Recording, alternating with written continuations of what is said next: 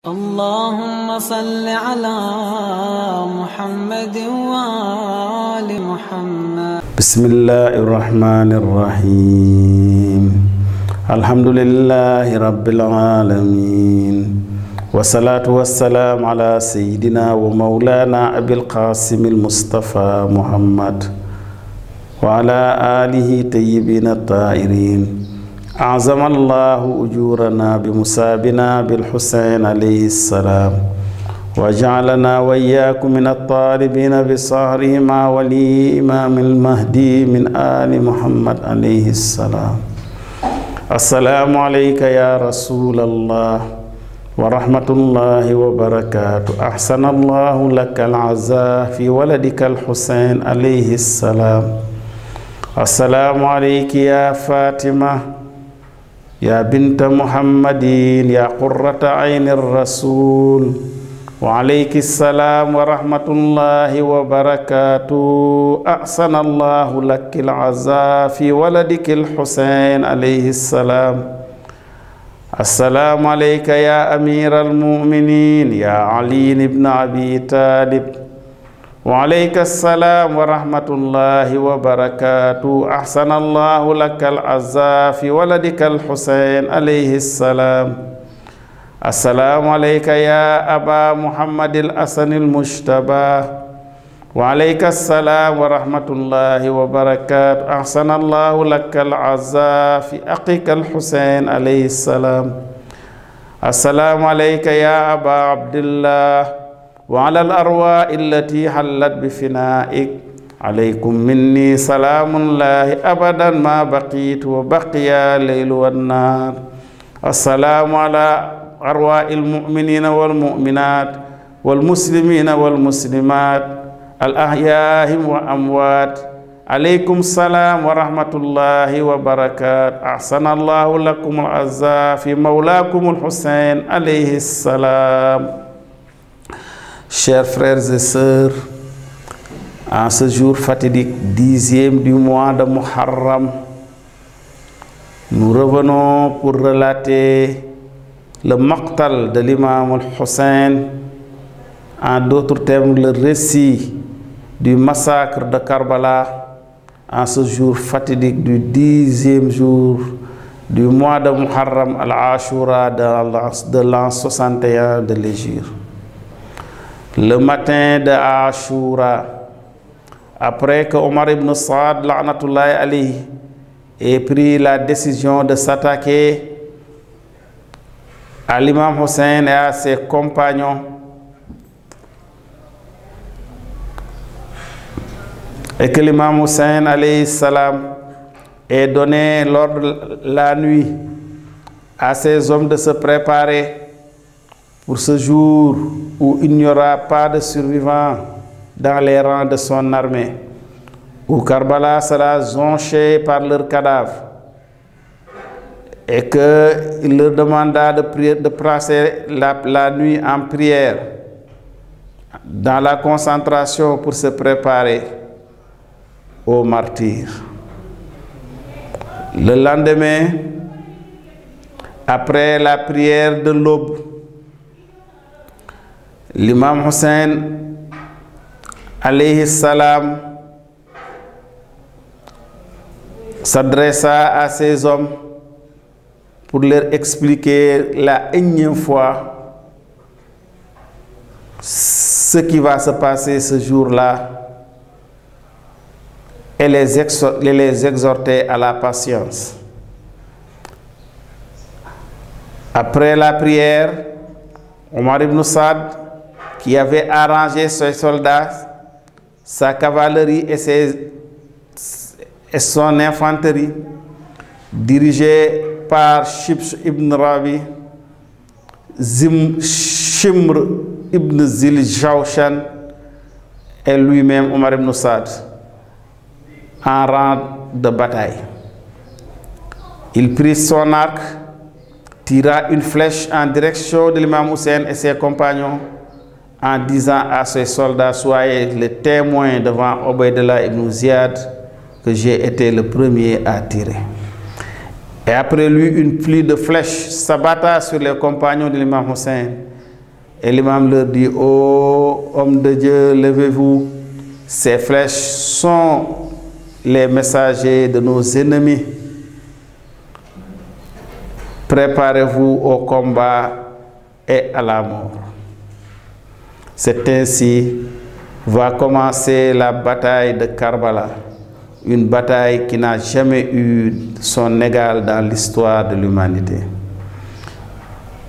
L'imam Hussein avait avec lui 72 soldats dirigés par Habib ibn Mudha'ir,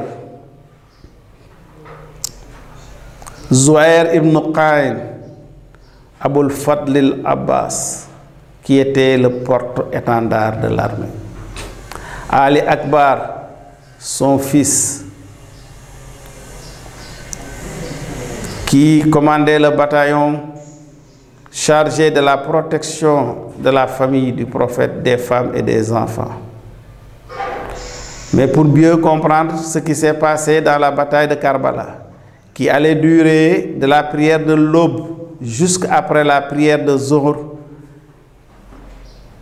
il faut savoir que dans la tradition arabe, sur le champ de bataille d'une guerre, si dans une des armées, une personne sort,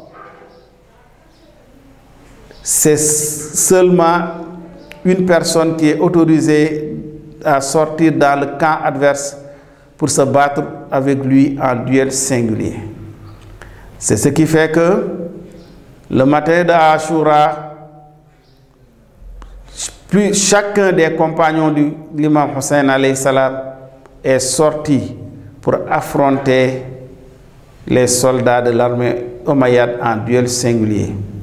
Mais ce qui se passait, c'est que chacun des compagnons de l'imam Hussein alayhi salam, avec leur courage, leur impétuosité et leur maîtrise de l'art du combat, allaient faire tomber des dizaines, voire des centaines de soldats ennemis. Finalement, les soldats de Yezid ont laissé de côté tout le code de l'honneur des Arabes pour s'attaquer en masse à eux. Et ce qui fait que chacun des compagnons de l'imam Hussein, à un certain moment, a été obligé de se battre avec des dizaines, voire des centaines de soldats omeyyades. Parmi les premiers qui vont aller affronter l'armée omeyyade était Al-Hur ibn Yazid al-Ruyayi, le repenti, le soldat, le général qui avait bloqué l'imam Hussein à Karbala.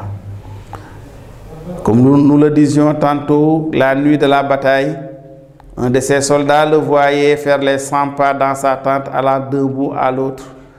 Et quand celui-ci l'interpella pour lui dire: est-ce qu'aujourd'hui, c'est parce que tu as peur d'affronter les enfants de l'imam Ali que tu es dans cette situation? Shimr lui a répondu: non, inni uqayyiru nafsi bayna al-jannati wa nar. Je suis en train de choisir entre l'enfer et le paradis. L'enfer m'attend si je combats l'imam Hussein et je contribue à sa mort. Mais tous les honneurs mondains me seront donnés.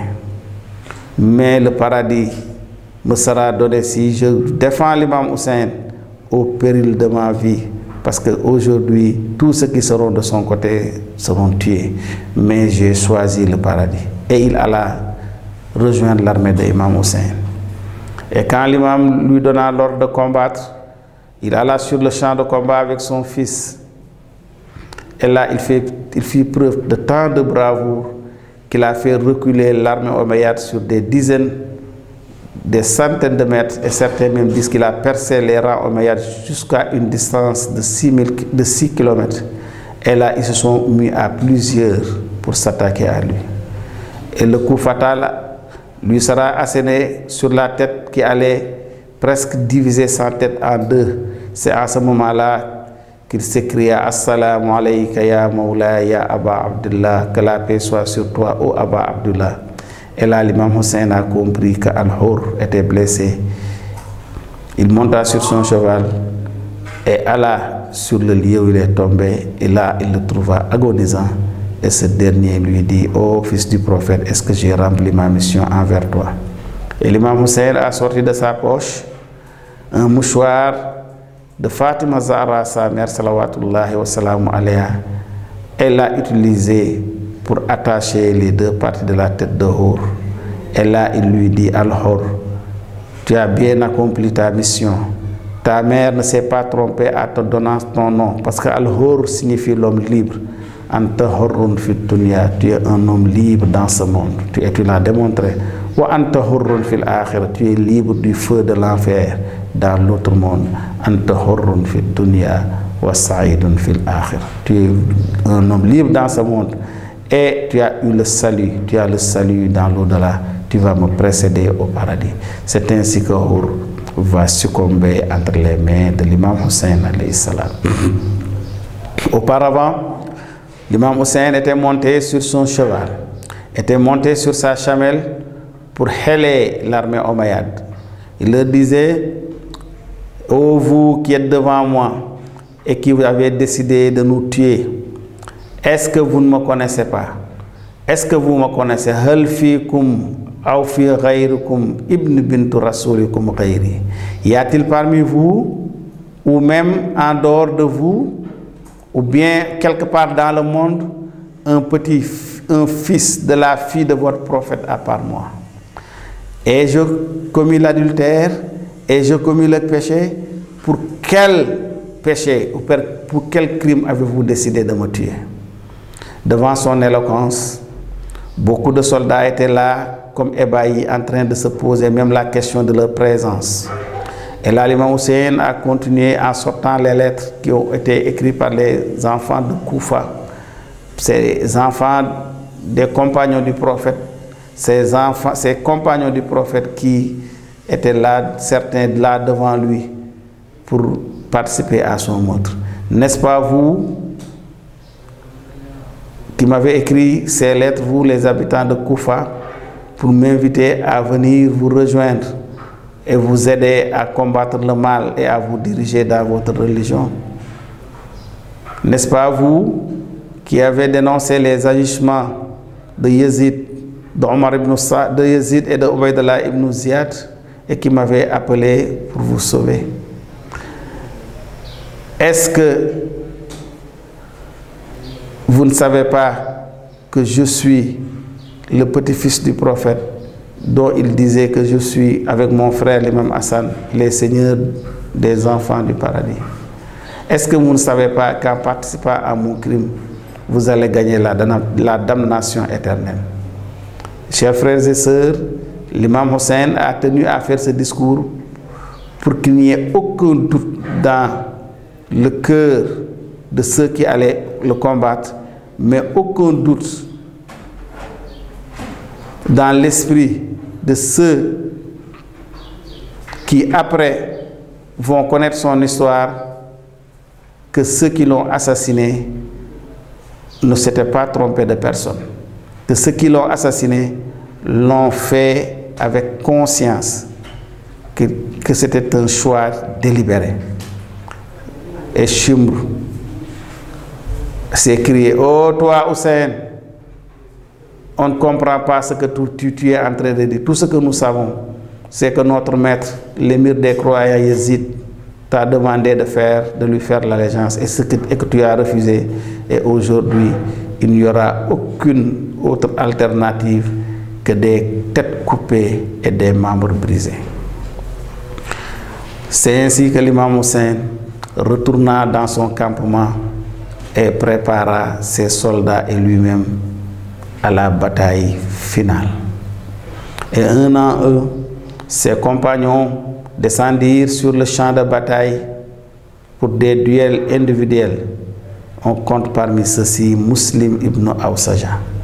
Muslim ibn Awsaja, cet honorable compagnon du prophète qui a accompagné le prophète dans ses batailles et dans sa mission, qui a accompagné l'imam Ali alayhi salam dans ses batailles et dans ses missions, qui a accompagné les armées musulmanes dans leur conquête, surtout la conquête de l'Azerbaïdjan où il s'est illustré comme le plus grand héros, parce qu'il avait déjà pourfendu les rangs ennemis avant même que l'avant-garde musulmane n'arrive sur les lieux. C'est Muslim qui s'est levé. Et quand il est allé sur le champ de bataille, peu parmi les soldats de Yezid et de Omar ibn Saad osaient l'affronter. Finalement, ceux qui s'y aventuraient ont tout de suite eu la tête tranchée et la vie ôtée, malgré que Muslim ibn Awsaja avait presque atteint la centaine. Il était un vieux dont le dos même était courbé. Mais il s'est battu avec une telle bravoure que finalement, ils se sont mis à plusieurs pour arriver à bout de lui. Et quand il tomba sur le coup fatidique d'un des soldats omeyyades, celui-ci s'est écrié « J'ai tué Muslim ibn Awsaja ». Mais certains de ses compagnons lui ont raconté « Ô fils du diable, comment peux-tu jeter un cri de triomphe pour avoir tué Muslim ibn Awsaja? Tu sais que Muslim n'a pas été tué par une personne, mais que c'est plusieurs personnes, c'est nous tous qui l'avons tué, mais que le malheur descende sur nous, parce que nous avions entendu le prophète Mohammed sallallahu alayhi wa sallam parlant de Muslim qu'il sera assassiné par la partie de rebelles quand il sera au service de la défense du prophète, du petit-fils du prophète. Dans son agonie, Muslim ibn Awsaja s'écria « Assalamu alayka ya Mawla ya Aba Abdullah, que la paix soit sur toi, ou Aba Abdullah ». Et l'imam Hussein a accouru à ses côtés avec Habib ibn Mudha'ir. Et là, il a dit à Habib, tu es mon exécutant testamentaire. En tant que mon exécutant testamentaire, mon testament est de défendre l'imam Hussein alayhi salam en pointant sa main, en pointant sur doigt sur l'imam Hussein, alors qu'il avait même presque perdu la voix, il ne pouvait plus parler. C'est en ces instants que Muslim rendit l'âme après avoir défendu de la manière la plus vaillante le petit-fils du prophète Mohammed sallallahu alayhi wa sallam.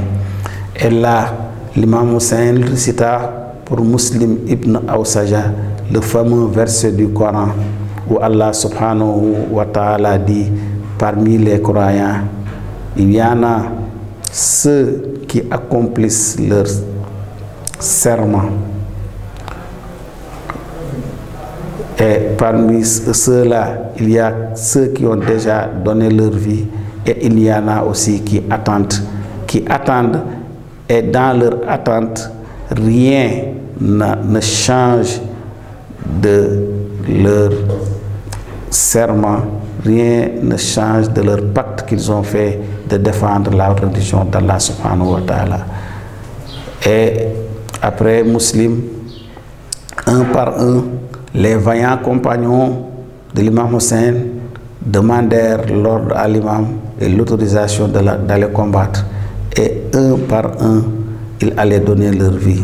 C'est le cas de Zuhair ibn Qayn, c'est le cas de Bourair al-Hamadani, celui-là même qui, quand les enfants avaient, qui était perse, qui était de Hamadan, qui était un Iranien, et quand les enfants avaient soif, c'est lui-même qui a percé les rangs ennemis pour aller chercher de l'eau, mais finalement il n'a pas pu leur apporter de l'eau parce que son outre a été transpercé par les flèches ennemies. C'est lui qui a étalé ses flèches un par un, en faisant des poèmes et en disant que chaque flèche que je tire, je le tire par l'amour du prophète Mohammed et des membres de sa famille. Et mes flèches vont anéantir les rangs ennemis. Bourair lui-même aussi va trouver le martyr. Et l'imam Hussein fit pour lui ce qu'il a fait pour Muslim ibn Awsaja.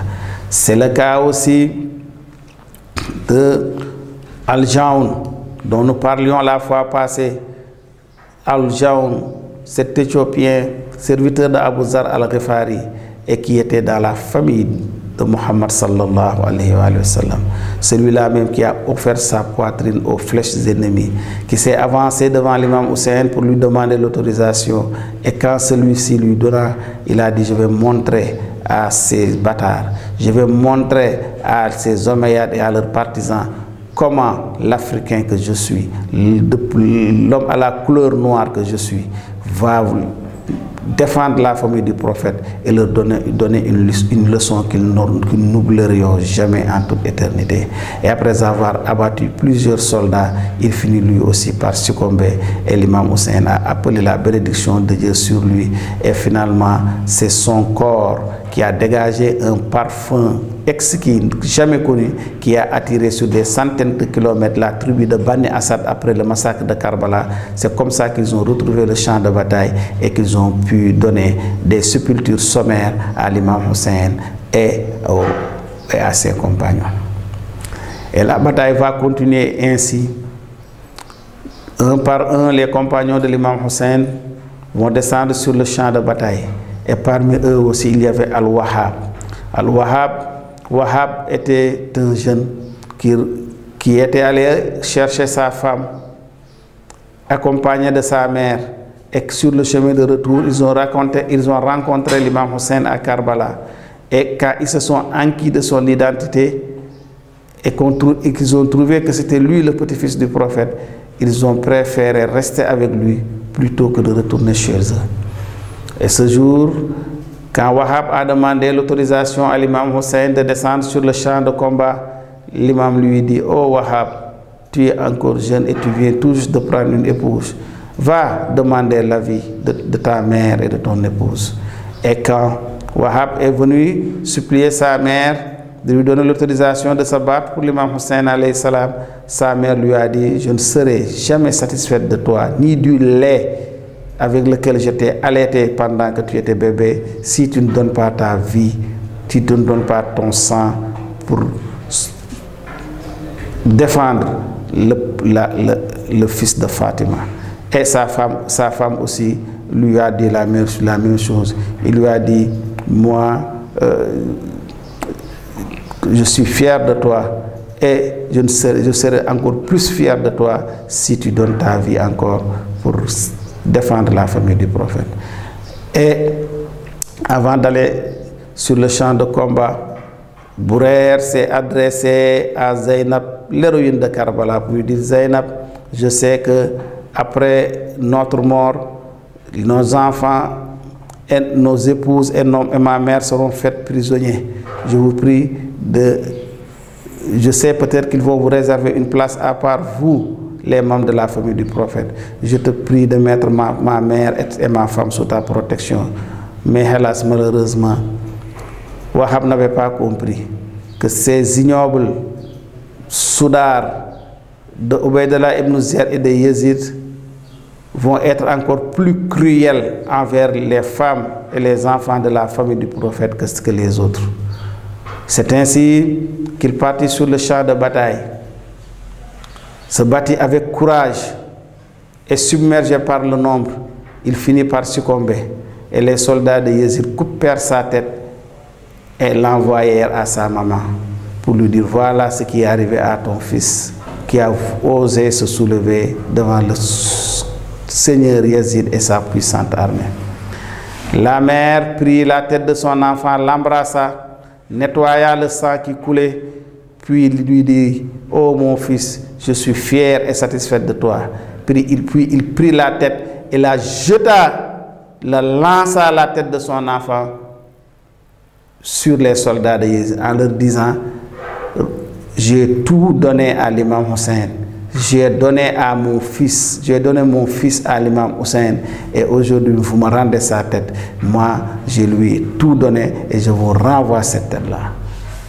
Et l'histoire même nous raconte que la tête de Wahhab, en tombant sur les soldats de l'imam Hussein, a fait même l'effet, sur les soldats de Yazid, a fait même l'effet d'une bombe et en a éliminé plusieurs.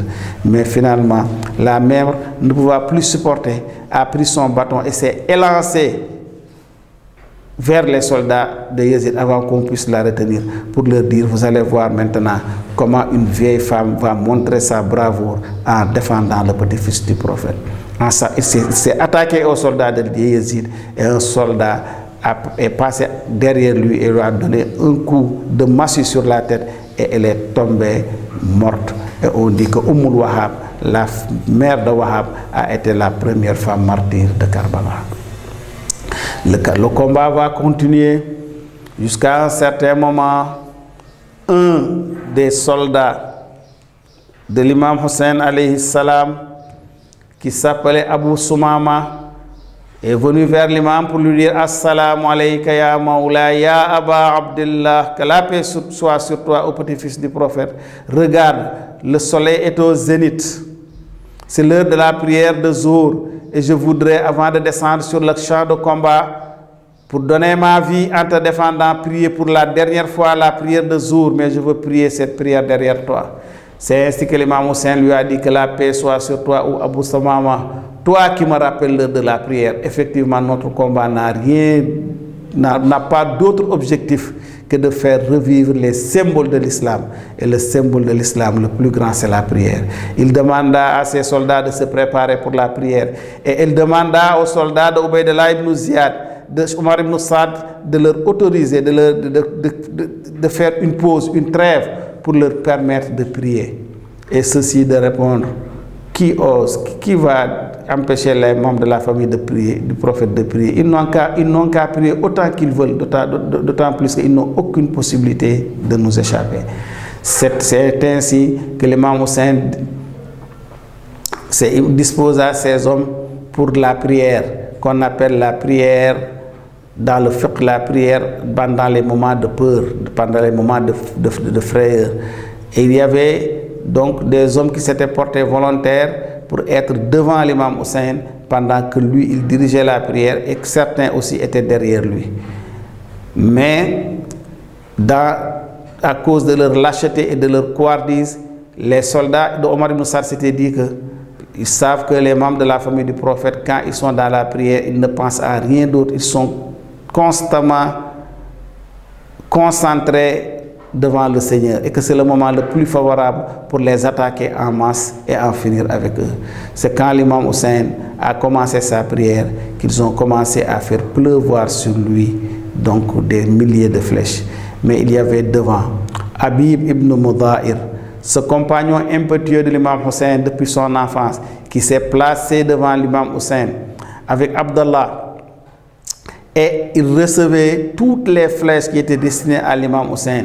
Il les recevait sur leur corps, de telle sorte que quand l'imam Hussein a fini de prier, ils tombèrent raides, vidés de leur sang, et leur corps plein de flèches comme des porcs-épics. Et là, dans leur agonie, ils ont demandé à l'imam Hussein, est-ce que nous avons fait notre devoir?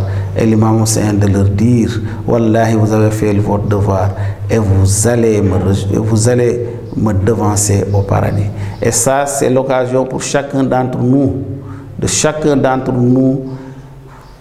de se réfléchir, parce que nous remarquons que il suffit qu'un croyant fasse un petit acte, ou bien qu'il respecte seulement les 5 prières, ou bien qu'il fasse un poème pour l'imam Hussein, ou bien qu'il fait un seul acte pour croire qu'il a tout fait pour l'islam et qu'il est supérieur aux autres. Maintenant, c'est à nous de voir, de réfléchir sur l'attitude de ces compagnons de l'imam Hussein qui ont tout donné, qui ont donné toute leur vie, et dans des conditions de souffrance terribles, mais qui n'étaient pas encore convaincus qu'ils ont fait tout ce qu'ils devaient faire pour l'imam Hussein alayhi salam.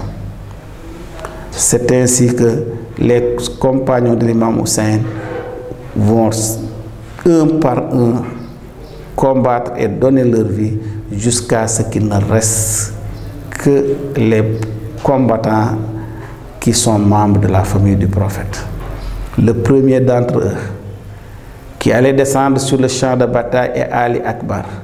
Ali Akbar, le fils de l'imam Hussein, qui ressemblait tellement au prophète Mohammed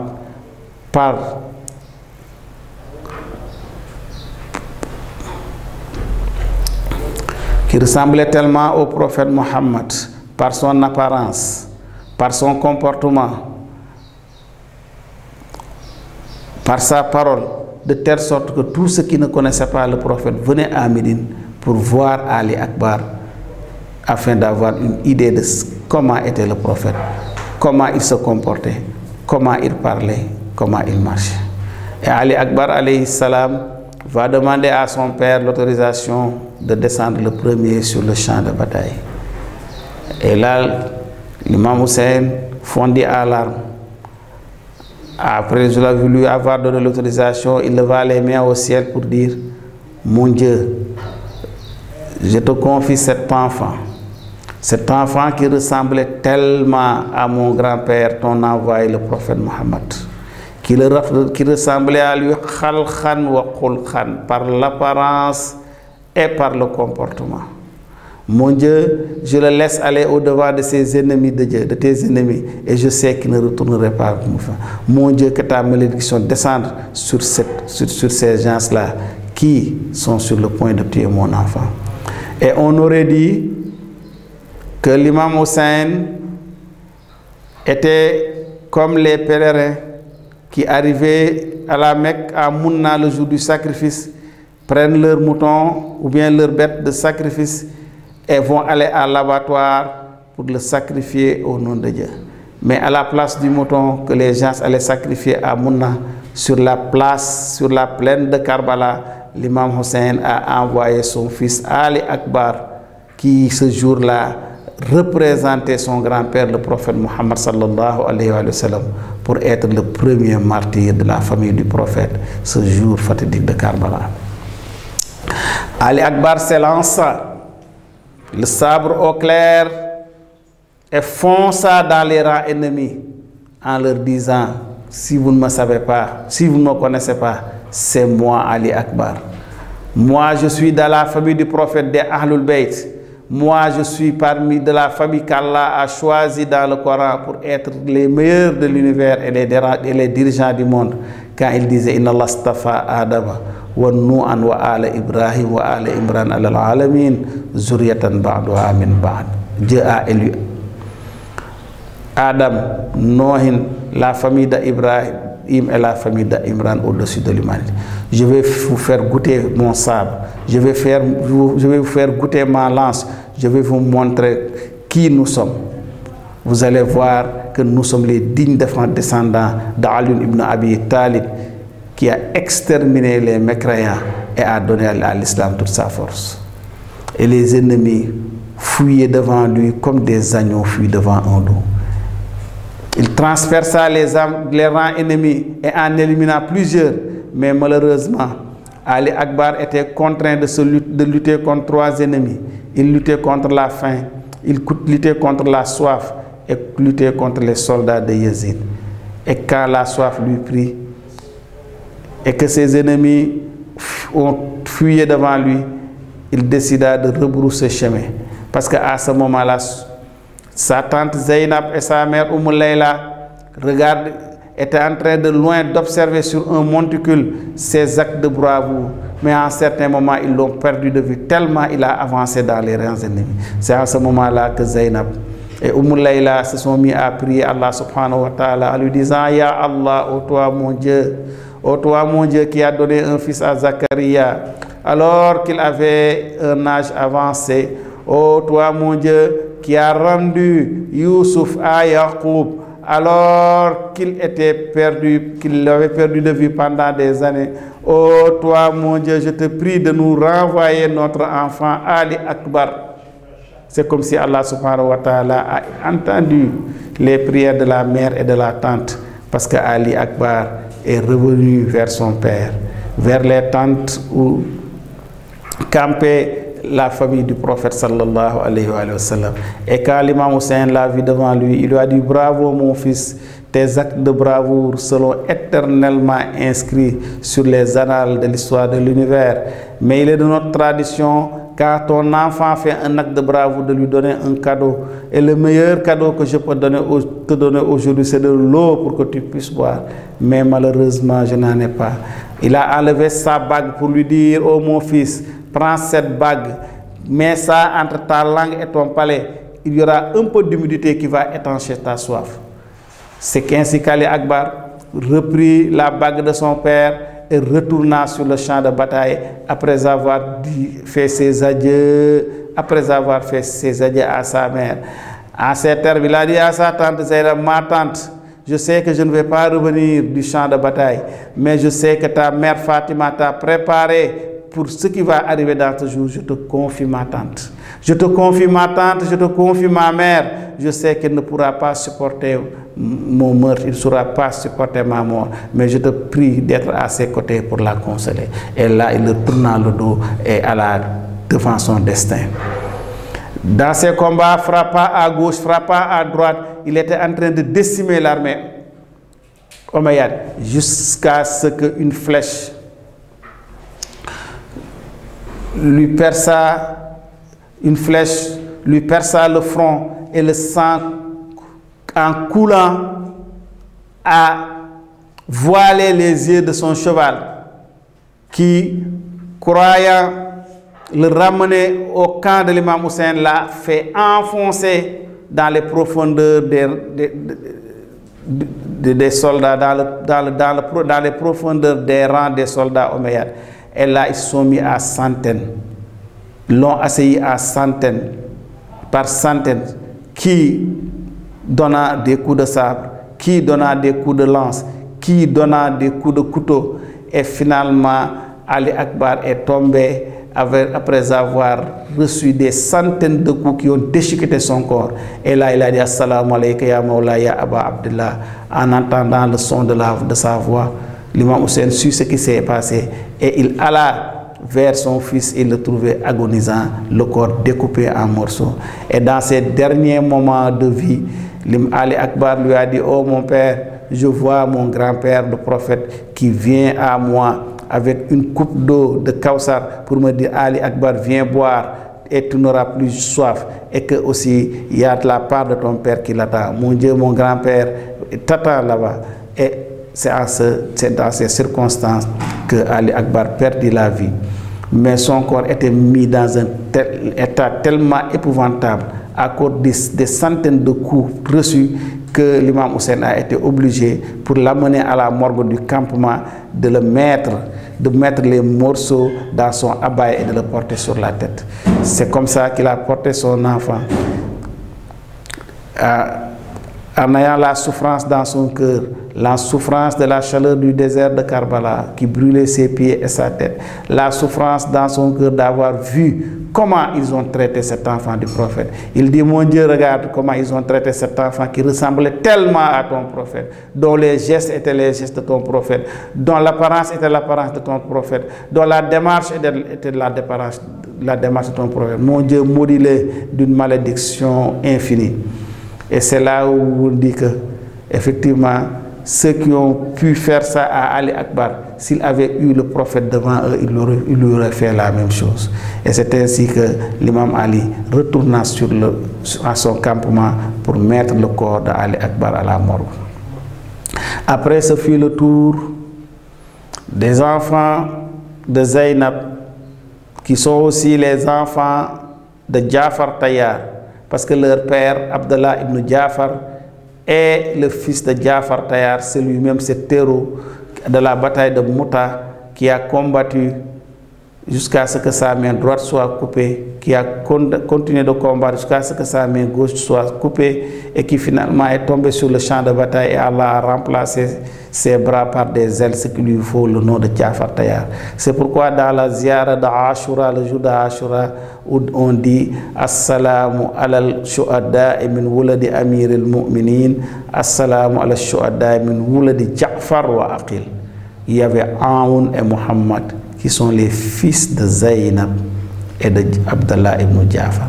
Ces enfants, ces neveux de l'imam, partirent sur le champ de combat après avoir reçu l'autorisation de leur oncle et se battirent d'une bravoure inouïe en rappelant aux soldats ennemis qui sont-ils. Nous sommes les fils d'Abdallah, nous sommes les fils de Jafar Tayyar, et c'est notre grand-père qui a reçu l'assentiment de Dieu sur le champ de combat jusqu'à ce que ses mains soient coupées et être remplacées par des ailes. Nous allons vous montrer, faire goûter le sabre de notre grand-père Jafar Tayyar. Et submergés par le nombre, eux aussi, ils finirent par être tués. Et petit à un, les enfants de la famille du prophète vont descendre sur le champ de combat pour donner leur vie. en défendant l'imam Hussein. Puis ce fut le tour de Al-Qasim. Qasim, c'était le fils de l'imam Hassanul Mujtaba, le grand frère de l'imam Hussein. Quand Qasim s'est présenté devant l'imam Hussein pour lui demander l'autorisation de combattre, l'imam Hussein a baissé la tête, ses larmes ont coulé sur ses yeux. Il a dit, comment je peux donner l'autorisation à cet enfant qui me rappelle tant mon grand frère l'imam Hassan, tout en sachant que si je lui donne l'autorisation, ce serait l'autorisation d'aller mourir. Ah, mon cœur se brise. Quelle est l'attitude à prendre? C'est en ce moment-là qu'il lui a dit non, je ne te donne pas encore l'autorisation. Peiné par son désir d'aller faire son devoir devant l'Éternel, Qasim retourna chez sa mère pour lui parler de sa situation. Et là, sa mère lui donna une lettre pour lui dire, va donner cette lettre-là à ton oncle, à ton père, l'imam Hussein, et Inch'Allah, il va t'autoriser à aller combattre. Et quand l'imam Hussein reçut la lettre que lui donnait Qasim, il prit la lettre et reconnut les écritures de son illustre grand frère, l'imam Hassan. Et dans cette lettre, après les salutations, l'imam Hassan lui dit, oh mon frère, cette lettre t'arrivera à un moment fatidique où tu seras encerclé de toutes parts dans le désert de Karbala, où tu auras besoin de secours et d'hommes pour te défendre. Ce jour-là, je ne serai pas présent, mais c'est mon fils Qasim qui va me représenter et qui va jouer son rôle, mon rôle là-bas, en combattant pour ta défense. Quand il viendra te demander l'autorisation, donne-lui l'autorisation de combattre pour notre cause. Et là, le cœur serré. Après avoir embrassé les écritures de son grand frère, l'imam Hussein finit par donner à Al-Qasim l'autorisation d'aller combattre. Celui-là retourna chez sa mère qui déjà avait préparé ses effets. Et là, sa mère lui donna les habits, la tenue que l'imam Hassanul Mujtaba a porté le jour de son mariage avec elle. A enduit ses mains du henné qu'il avait préparé pour lui pour le jour de son mariage. Et lui dit, mon fils, va combattre, va défendre vaillamment ton frère. Va défendre vaillamment le frère de ton père. Je sais que tu ne reviendras pas vivant dans le champ de bataille. C'est pourquoi je t'ai fait porter les habits qui étaient destinés le jour de ton mariage. Et t'ai mis le henné qui était destiné le jour de ton mariage pour que tu puisses rencontrer ta femme Urul In dans l'au-delà avec ces mêmes habits que tu devais porter si tu devais te marier sur terre.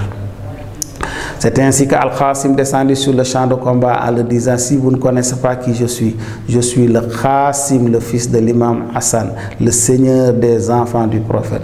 Je vais vous montrer comment le petit-fils du prophète va se comporter pour défendre son père, pour défendre la cause de l'islam. Et là, malgré son jeune âge, certains disent qu'il avait 14 ans, d'autres peut-être 16 ans, il abattit beaucoup de soldats ennemis. Et dans la foulée du combat, dans la chaleur du combat, le lacet de sa chaussure s'est détaché. Et quand il s'est penché pour aller le rattacher, Omar ibn Saad a donné l'ordre à ses compagnons pour leur dire que voilà, c'est l'occasion rêvée d'en finir de cet enfant qui est en train de décimer nos troupes. Et il a promis une forte récompense à ceux qui allaient abattre Al-Qasim. C'est ainsi qu'ils se sont mis en centaines sur lui. Et finalement, sous les coups des sabres, des flèches et des lances ennemies, il finit par succomber.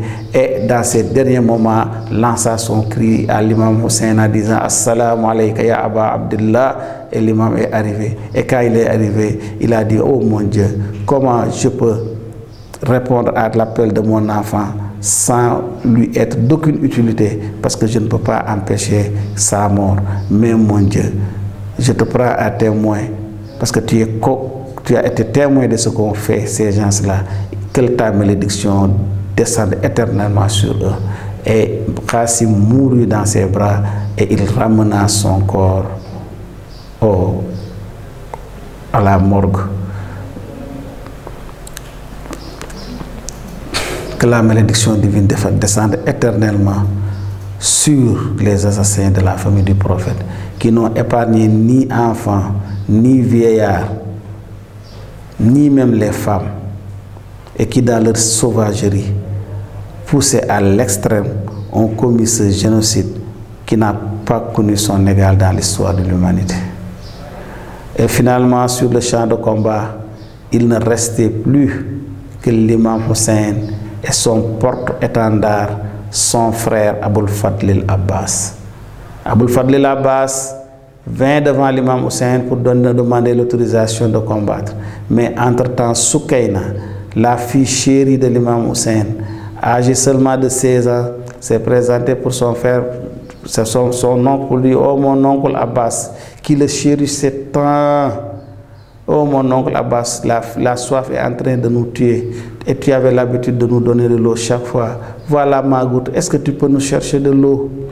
C'est ainsi qu'Aboul Fadl Abbas demanda l'autorisation à l'imam Hussein pour aller chercher de l'eau avant de descendre sur le champ de combat.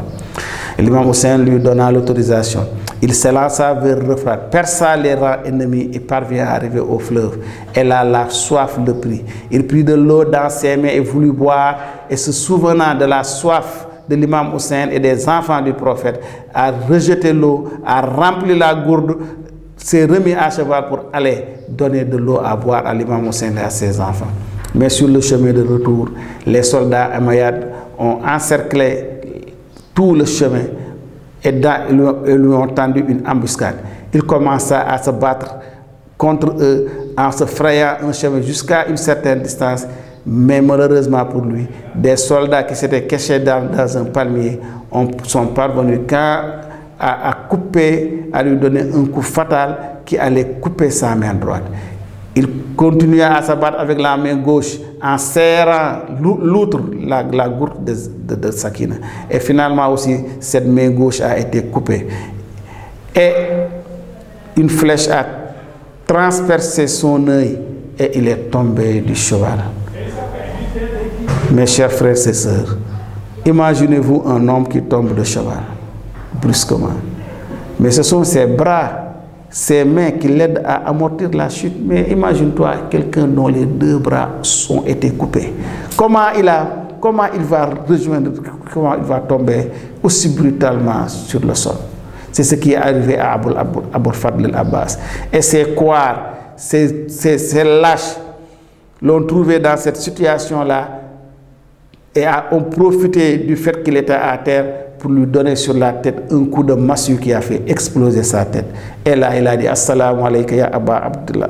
Et dans ces instants d'agonie, l'imam Hussein est arrivé et l'a trouvé dans cette situation où presque son âme était déjà partie. Et il a dit: oh mon Dieu, l'imam Hussein qui parle: oh mon Dieu, mes reins sont cassés. Je viens de perdre celui qui est mon porte-étendard, mon frère qui m'a toujours défendu et qui a été mon meilleur soldat et mon meilleur soutien. Mon Dieu, j'ai perdu tous les soutiens. Et il a pris sa tête, la tête d'Abbas, et l'a posée sur sa cuisse.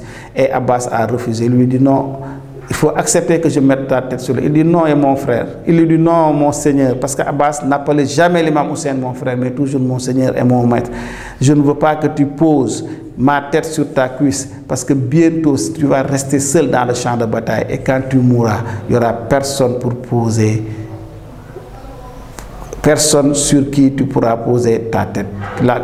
C'est pourquoi moi, je préfère que tu poses ma tête sur le sable. C'est ainsi qu'Abbas va rendre l'âme entre les mains de l'imam Hussein alayhi salam. Et l'imam Hussein est retourné sur le champ de bataille.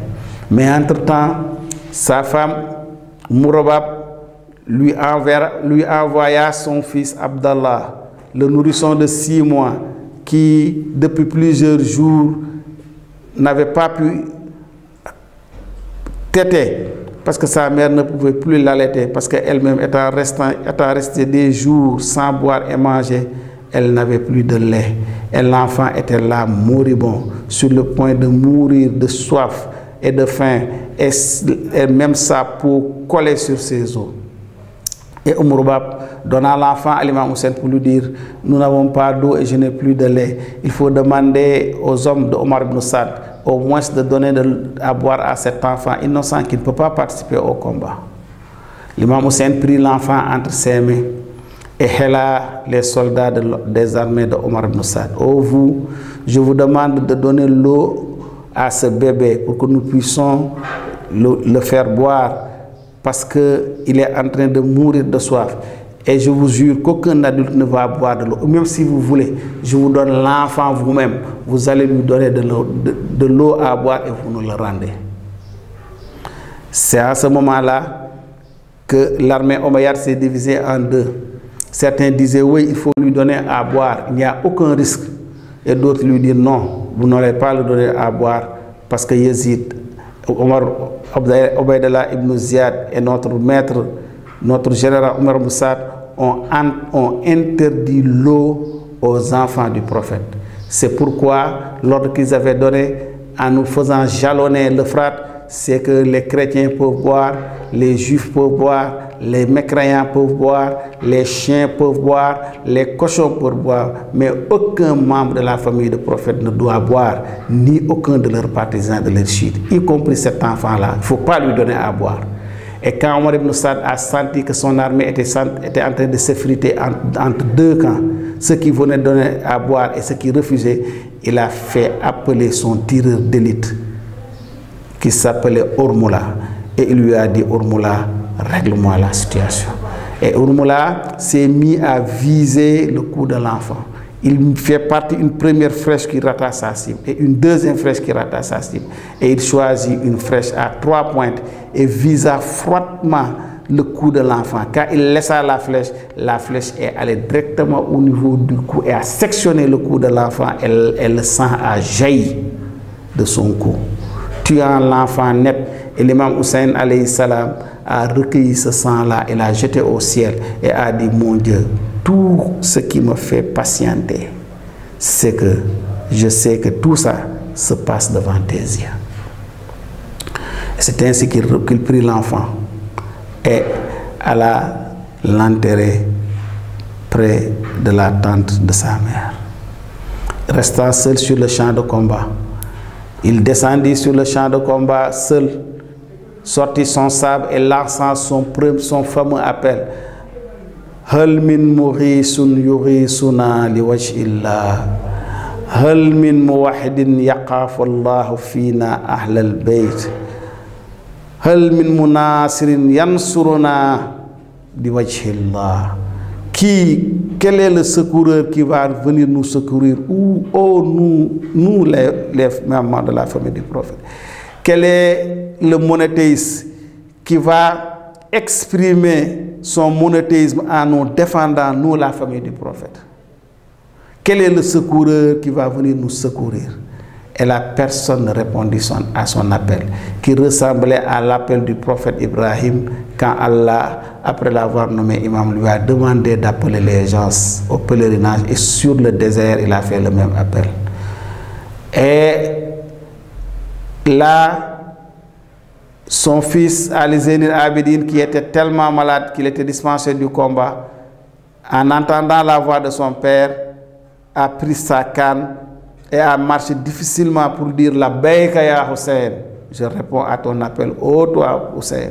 Mais l'imam Hussein l'a renvoyé pour lui dire que non, les malades ne doivent pas combattre.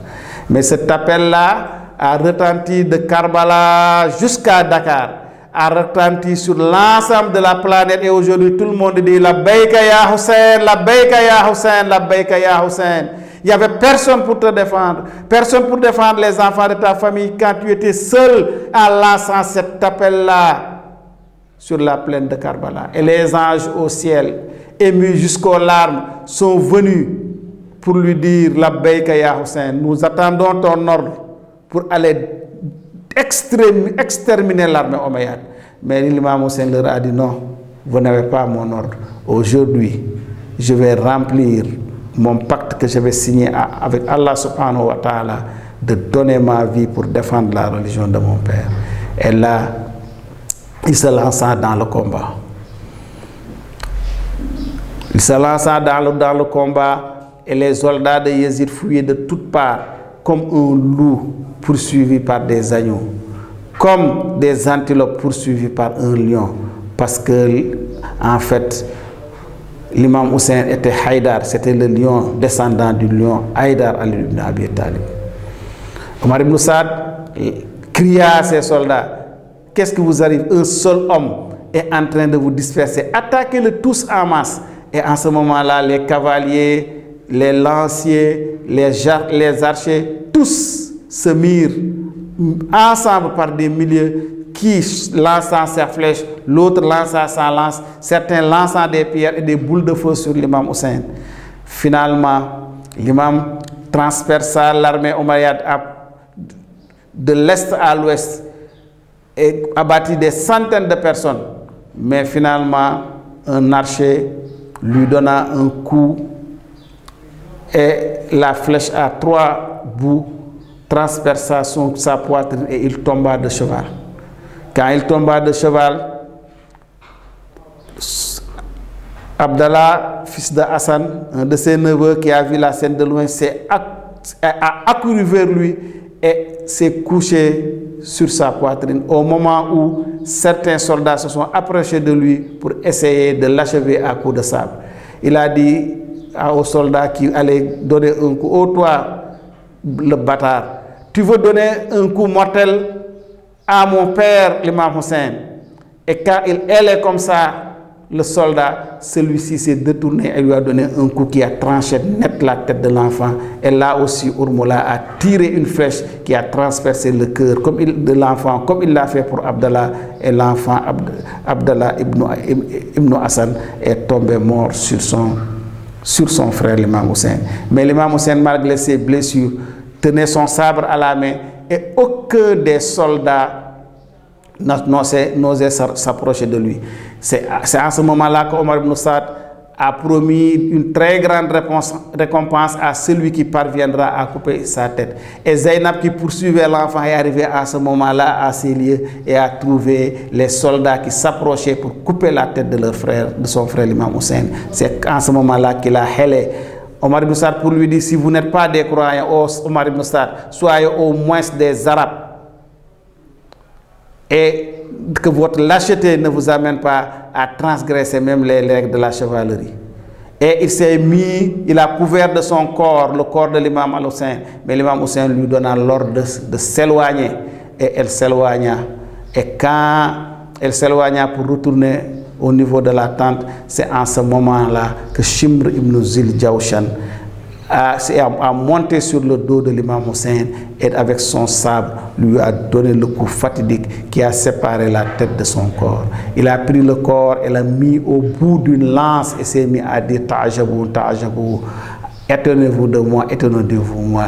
Voilà la tête du dernier petit-fils du prophète, je l'ai coupé. C'est en ce moment que le cheval de l'imam Hussein, Zuljana, a attaqué les soldats de l'imam Hussein, les soldats de Yazid, et s'est couché sur le sol pour tacher son corps du sang de l'imam Hussein et retourner au camp. C'est quand il est retourné au camp que Zainab, Layla, les femmes de l'imam Hussein et les autres ont compris son message, que son propriétaire, son maître, l'imam Hussein, venait d'être tué à Karbala.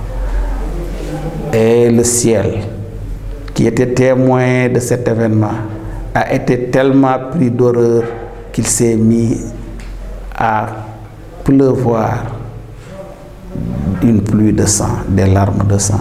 Le soleil s'est éclipsé en plein jour. Toutes les créatures d'Allah ont pleuré l'imam Hussein.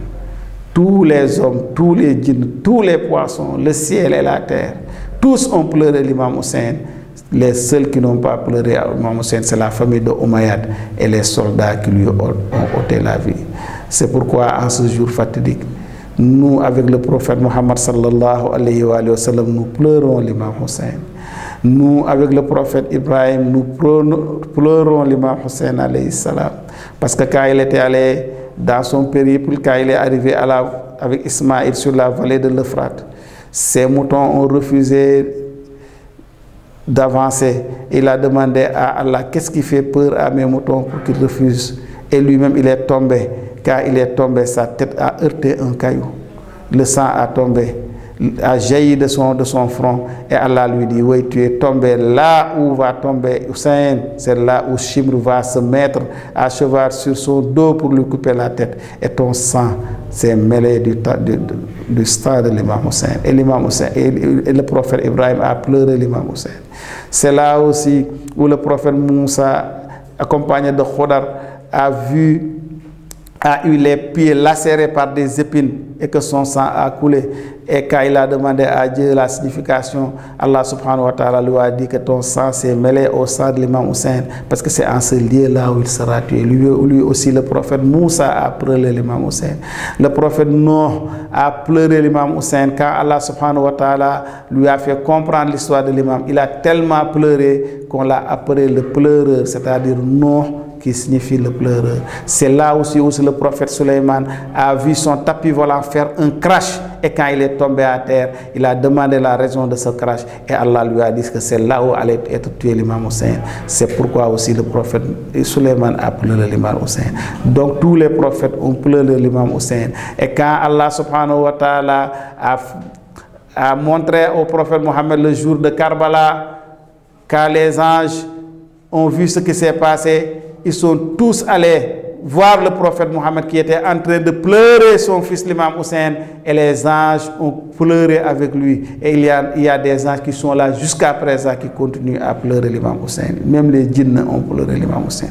Il y avait une armée de djinns qui avait décidé d'aller à Karbala pour exterminer l'armée omeyyade avant qu'il ne touche à l'imam Hussein. Mais comme son destin était scellé, ces djinns-là se sont trompés de chemin, et quand ils sont arrivés à Karbala, ils ont vu que l'imam Hussein venait d'être tué, et ils se sont mis eux aussi à se mettre la tête dans la poussière, la tête ébouriffée et poussiéreuse, et jusqu'à présent ils pleurent l'imam Hussein. Que ceux qui pleurent l'imam Hussein, non pas parce que c'est un homme, un enfant du prophète qui a été tué, mais ce sont les valeurs qu'il représentait qui ont été tués ce jour-là à Karbala. Parce que qu'est-ce qui s'est passé? C'est des gens qui se disaient musulmans. C'est le calife des musulmans qui a donné l'ordre d'exterminer l'imam Hussein et les membres de sa famille, qui était le calife de Dieu sur terre. C'est pourquoi depuis lors il y a deux islams. Cet islam de Yazid qui a fait tuer l'imam Hussein, et cet islam de l'imam Hussein qui voulait restaurer